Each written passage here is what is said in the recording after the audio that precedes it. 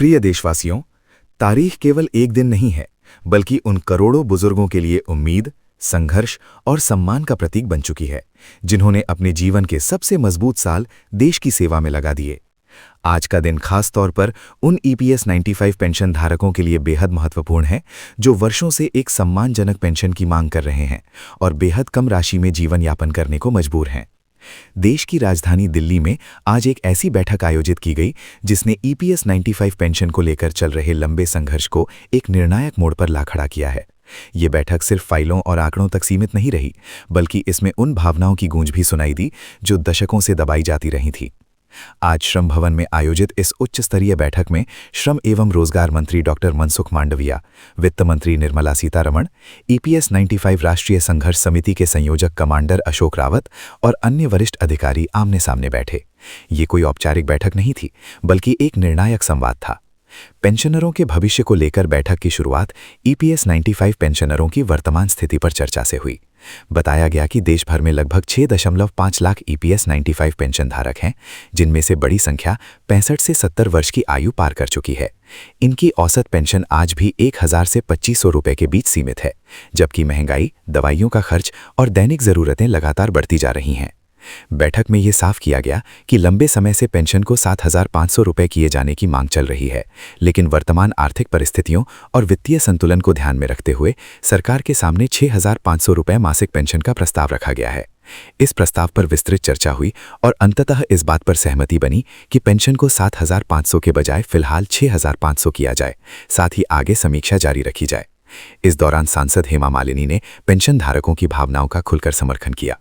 उन्होंने कहा कि सरकार पेंशन भोगियों के दर्द को समझती है और ये फैसला किसी भी तरह से पेंशनरों के खिलाफ नहीं है, बल्कि आर्थिक संतुलन बनाए रखते हुए उनके हितों को सुरक्षित करने की दिशा में एक व्यावहारिक कदम है। उन्होंने ये भी आश्वासन दिया कि भविष्य में पेंशन को और बढ़ाने की संभावनाएं पूरी तरह खुली रहेंगी। बैठक में ये भी चर्चा हुई कि केवल पेंशन राशि बढ़ा देना ही पर्याप्त नहीं है। ईपीएस 95 पेंशनरों को सबसे बड़ी परेशानी इलाज और स्वास्थ्य सुविधाओं को लेकर होती है। इसी को ध्यान में रखते हुए केंद्रीय स्वास्थ्य योजना यानी सीजीएचएस जैसी मेडिकल सुविधा पेंशनरों और उनकी पत्नियों को देने के प्रस्ताव पर भी गंभीर विचार किया गया। इसके साथ ही महंगाई भत्ता यानी डीए को पेंशन में स्वतः जोड़ने का मुद्दा भी बैठक में प्रमुखता से उठा।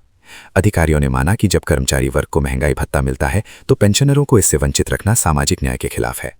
बैठक के दौरान श्रम मंत्री डॉक्टर मनसुख मांडविया ने बेहद भावुक शब्दों में कहा कि ईपीएस 95 पेंशन धारकों का संघर्ष सरकार को भलीभांति ज्ञात है।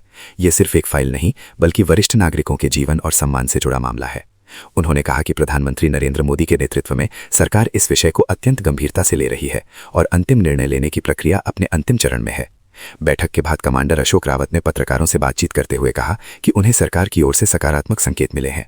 उन्होंने बताया कि बैठक में सभी आंकड़े, दस्तावेज और वास्तविक जमीनी हालात मंत्रियों के सामने रखे गए, जिन्हें बहुत ध्यानपूर्वक देखा और समझा गया। उन्हें भरोसा दिलाया गया है कि पेंशन वृद्धि के साथ साथ मेडिकल सुविधाओं पर भी ठोस निर्णय लिया जाएगा। वित्त मंत्रालय के सूत्रों के अनुसार वित्त मंत्री निर्मला सीतारमण ने पेंशन वृद्धि के लिए एक सोशल बेंचमार्क मॉडल पर सहमति जताई है। इस मॉडल के तहत ईपीएफओ के माध्यम से एक विशेष फंड तैयार किया जाएगा, जिसमें केंद्र सरकार की ओर से वित्तीय सहयोग भी दिया जाएगा, ताकि पेंशनरों पर किसी प्रकार का बोझ ना पड़े। इसी बीच प्रधानमंत्री कार्यालय यानी पीएमओ भी इस पूरे मुद्दे पर विशेष निगरानी बनाए हुए हैं। सूत्रों के मुताबिक प्रधानमंत्री नरेंद्र मोदी ने स्वयं श्रम मंत्री को निर्देश दिए हैं कि पेंशनरों के साथ न्याय करने में किसी भी प्रकार की देरी नहीं होनी चाहिए। सरकार की मंशा साफ है, पेंशनरों को सम्मानजनक जीवन देना। इसी कड़ी में एक और बड़ी जानकारी सामने आई है। प्रधानमंत्री नरेंद्र मोदी ईपीएस 95 पेंशनरों की पेंशन वृद्धि को लेकर एक डिजिटल सर्वे करवा रहे हैं। इस सर्वे के माध्यम से ये देखा जा रहा है कि पेंशनरों की वास्तविक मांगे क्या है, वे सोशल मीडिया पर कितने सक्रिय हैं और इस मुद्दे को लेकर जन समर्थन कितना मजबूत है। डिजिटल सर्वे में यह भी देखा जा रहा है कि कमांडर अशोक रावत और ईपीएस 95 संघर्ष समिति से जुड़े सोशल मीडिया प्लेटफॉर्म्स पर पेंशनरों की सक्रियता कितनी है। सरकार ये जानना चाहती है कि देश भर के पेंशनर इस मुद्दे को लेकर कितने जागरूक और एकजुट पाचक हैं। यही कारण है कि आप सभी से अपील की जा रही है कि इस वीडियो को अधिक से अधिक लाइक करें, शेयर करें और चैनल से जुड़े रहें। ये केवल एक वीडियो नहीं है, बल्कि आपकी आवाज़ है। अगर आप इस डिजिटल सर्वे में सक्रिय नहीं होंगे तो आपकी मांगे कमजोर मानी जाएंगी। डिजिटल सर्वे के अनुसार पेंशन को भविष्य में 7500 रुपए तक बढ़ाने, मेडिकल सुविधा जोड़ने और महंगाई भत्ता लागू करने की संभावनाएं पूरी तरह से निर्भर करेंगी कि पेंशनर कितनी मजबूती से अपनी आवाज उठा रहे हैं। बैठक के बाद देश भर में पेंशनरों के बीच उत्साह की लहर दौड़ गई है। मध्य प्रदेश, बिहार, झारखंड, तमिलनाडु